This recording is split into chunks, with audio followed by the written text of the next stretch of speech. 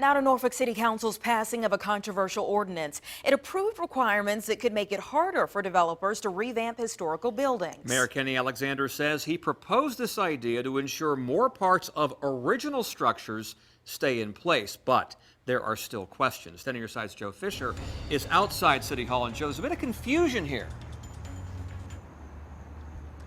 Well, Tom and Anita, up until tonight's vote, developers in Norfolk were able to cash in on tax breaks designed for preserving old buildings and then essentially demolish the structure. Now the city says if those developers want the tax breaks, they're going to have to work a little bit harder to preserve what's already standing.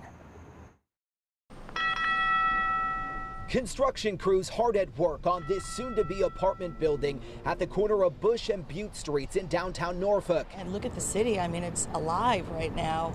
The only problem, Mayor Kenny Alexander says the developer, Buddy Gaddams, has demolished most of the original building, but he's still taking advantage of tax breaks designed to preserve the structure.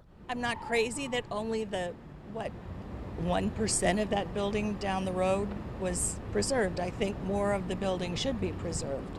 The mayor's proposal, unanimously approved by the council Tuesday night, now requires developers to maintain 51% of the historical building in order to qualify for the city's tax abatement program. Tax breaks given to the developer for rehabbing buildings older than 40 years. I think the mayor's got definitely a valid point. The Norfolk Preservation Alliance supports the ordinance, but fears the 51% restriction could prevent developers from taking on historical preservation projects. My only concern is the 51% square footage requirement, which could be interpreted in a number of ways. Does that mean footprint? If you keep all 4 exterior walls and gut a building, does it not qualify?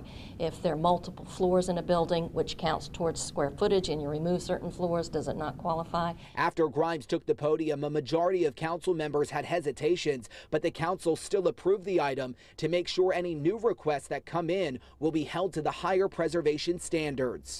I look forward to the continued discussion of this and perhaps revisions very soon, and I vote aye. And you can sense some of that hesitation in Andrea McClellan's voice. The council saying that some revisions to this new policy could come as soon as their next meeting in just a couple of weeks. In the meantime, city staff will be looking at other cities like Charleston, South Carolina, and how they work their tax abatement programs to see how we can keep as much of the history alive while also making these projects enticing to developers. We're live outside City Hall tonight. I'm Joe Fisher, 10 on your side.